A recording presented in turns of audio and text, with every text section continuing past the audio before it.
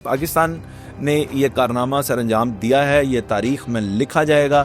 जिसको ये बात हजम होती है हो, जिसको नहीं होती ना हो। पाकिस्तानियों, आपको बहुत बहुत मुबारक हो। ईरान, यूएस और इसराइल की आर्जी जंग बंदी हो चुकी है और आपको मुबारकबाद इसलिए कि ये जो की रोल है ये प्ले किया है पाकिस्तान ने।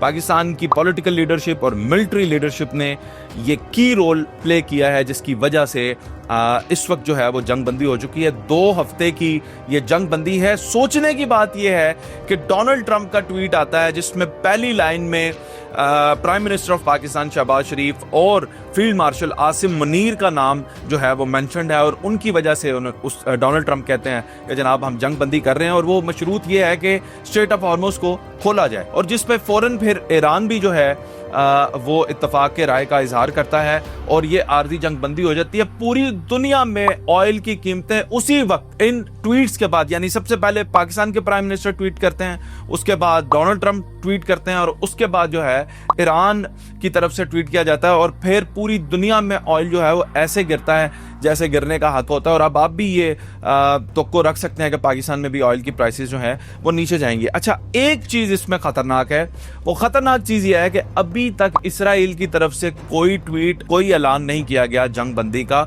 जबकि ईरान की तरफ से भी जंग बंदी का ऐलान कर दिया गया है और यूएस की तरफ से भी जंग बंदी का ऐलान कर दिया गया है। अब पाकिस्तान ने इतना बड़ा मार्का मारा है, अगर मैं आसान अल्फाज में आपको कहूं तो prime minister of Pakistan Shehbaz Sharif और field marshal Asim Munir Donald Trump से भी बड़े डिप्लोमेसी के प्लेयर निकले। वो ऐसे कि डोनाल्ड ट्रंप ने तो एक जंग रुकवाई थी जिसमें से पाकिस्तान कह रहा था कि हाँ डोनाल्ड ट्रंप ने रुकवाई है, इंडिया ने कभी उसका नाम ही नहीं लिया। लेकिन यहां पे पाकिस्तान ने जो जंग रुकवाई है वो ईरान भी नाम लेकर पाकिस्तान का शुक्रिया अदा कर रहा है और डोनाल्ड ट्रंप भी अपने ट्वीट के अंदर पाकिस्तान की पॉलिटिकल और मिलिट्री लीडरशिप का शुक्रिया अदा करते हुए ट्वीट करते हैं। तो आप देखें कि पाकिस्तान ने कितना बड़ा जो है वो किरदार अदा किया है। अब सवाल ये पैदा होता है कि अब पाकिस्तान की इन एफर्ट से तकलीफ कहां पे हो रही है? तो तकलीफ जाहिर है भारत में हो रही है और भारत जैसी सोच रखने वाले पाकिस्तान के अंदर भी कुछ लोग हैं जिनको तकलीफ हो रही है। यानी मैं हैरान हूं कि अभी कुछ लोग इस चीज पे बहस कर रहे हैं कि ये ट्वीट जो है जी ये शहबाज शरीफ ने नहीं की। वो भाई नहीं की होगी, क्या जरूरत है शहबाज शरीफ को अपने हाथ से भी कोई चीज लिखने की? जाहिर है ये इतना बड़ा मामला है, इसके अंदर बहुत सारे इंटेलेक्चुअल्स जो है वो इन्वॉल्व हो सकते हैं और वो मिलकर सजेशन दे सकते हैं कि हमें ये ट्वीट करनी चाहिए। एज ए प्राइम मिनिस्टर ये जाना चाहिए, वो सिर्फ शहबाज शरीफ की जाती ट्वीट तो नहीं है। इस वक्त वो प्राइम मिनिस्टर ऑफ पाकिस्तान है और वो रिस्पॉन्सिबल है, 22-25 करोड़ पाकिस्तानियों की आवाज है, तो ट्वीट कोई भी कर सकता है, उसमें क्या फर्क पड़ता है? बट फर्क ये पड़ा कि पूरी दुनिया के अंदर इस वक्त पाकिस्तान का नाम जो है वो रोशन है। पाकिस्तान ने खैर कमाई है, नाम कमाया है, पॉजिटिव फेस पाकिस्तान का पूरी दुनिया के अंदर जो है अमन कायम करने के लिए इस वक्त लोग पाकिस्तान के ऊपर रिलाय कर रहे हैं, पाकिस्तान के ऊपर यकीन कर रहे हैं। और ये एफर्ट सिर्फ इस हद तक महदूद नहीं थी कि पाकिस्तान ने अमेरिका को ट्वीट किया और अमेरिका भी मान गया और ईरान भी मान गया, ये ऐसा नहीं होता। जाहिर है diplomatically Pakistan was involved in discussions with Saudi Arabia, Qatar, Bahrain, उसके साथ साथ यूएस, उसके साथ ईरान, और ये बहुत आप देखें कि इसके अंदर एफर्ट्स पाकिस्तान के इन्वॉल्व हैं। और आप आने वाले कुछ दिनों में इस्लामाबाद के अंदर और इस जंगबंदी के यानी परमानेंट सोल्यूशन की तरफ जो मीटिंग्स होंगी उसमें भी आप देखेंगे कि इस्लामाबाद के अंदर पाकिस्तान किरदार अदा करेगा। अब पाकिस्तान, आप देखिएगा कि पूरी दुनिया के अंदर बहुत सारे इस्लामी मुल्क हैं, उनमें पाकिस्तान ही क्यों, पाकिस्तान क्यों सुलह करवा रहा है? और तुर्की इसमें क्यों नहीं किरदार अदा कर सका? दीगर जो ममालिक हैं वो इसमें क्यों नहीं किरदार अदा कर सके? चाइना खुद एक बहुत बड़ा जो है इस वक्त सुपर पावर है, लेकिन चाइना भी इसमें कोई किरदार नहीं अदा कर सका। पाकिस्तान आप देखते हैं कि वो किरदार अदा करता है और पाकिस्तान जो है वो उन 2 नेशंस की सुलह करवा देता है जो लीड करती हैं वर्ल्ड वार को। अच्छा, डोनाल्ड ट्रंप ने जो जंग रुकवाई थी वो 2 मुल्कों के दरमियान थी, ये भी याद रखिएगा। यहाँ पे जो पाकिस्तान की पॉलिटिकल लीडरशिप और मिलिट्री लीडरशिप ने जो दुनिया के अंदर जंग रुकवाई है ये लीड करती है वर्ल्ड वार को। यानी एक बहुत बड़ा कारनामा है जो पाकिस्तान के खाते में आया है।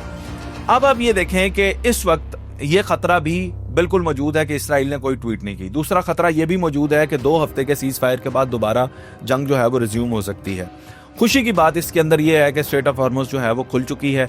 अब जो है पूरी दुनिया के अंदर ऑयल की प्राइसेस दोबारा एक दफ़ा से नीचे आएंगी, लेकिन क्या ये परमानेंट सोल्यूशन है? अब इसकी तरफ जो है पाकिस्तान कोशां है, पूरी दुनिया के ज़ाहिर मुमालिक इसमें कोशां हैं कि परमानेंट सोल्यूशन निकले और ईरान के अंदर जो जाहरियत की जा रही है उसको रोका जाए। ईरान ने इस जंग के अंदर जिस तरह से भी मुकाबला किया है दो सुपर पावर्स का, वो काबिल दीद इसलिए भी है कि ईरान अकेला इन दो मुमालिक, बल्कि अब कह लेंगे आधी दुनिया के साथ वो अकेला लड़ रहा था। इसलिए अब ईरान जो है, आपने समझना ये है कि वो लड़ इसलिए गया कि ईरान की मिलिट्री तो हार्डकोर है, इसमें तो कोई शक नहीं, लेकिन उसके साथ साथ अवाम भी ज़हनी तौर पे तैयार हैं। जब डोनाल्ड ट्रंप अपनी ट्वीट में ये कहते हैं कि मैं पूरे का पूरा ईरान तबाह करने जा रहा हूं, तो उस वक्त ईरान ने जो जवाब दिया वो ये कहा कि हम तैयार हैं। इसका मतलब ये है कि मिलिट्री तो हार्डकोर है, लेकिन उसके साथ अवाम के अंदर भी बर्दाश्त है,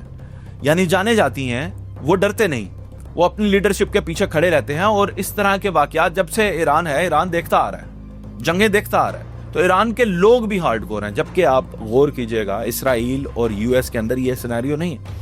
यूएस की मिलिट्री हार्डकोर हो सकती है, इसराइल की मिलिट्री हार्डकोर हो सकती है, लेकिन इंफ्रास्ट्रक्चर उनका, उनके अवाम, वो ये चीज़ें बर्दाश्त नहीं कर सकते।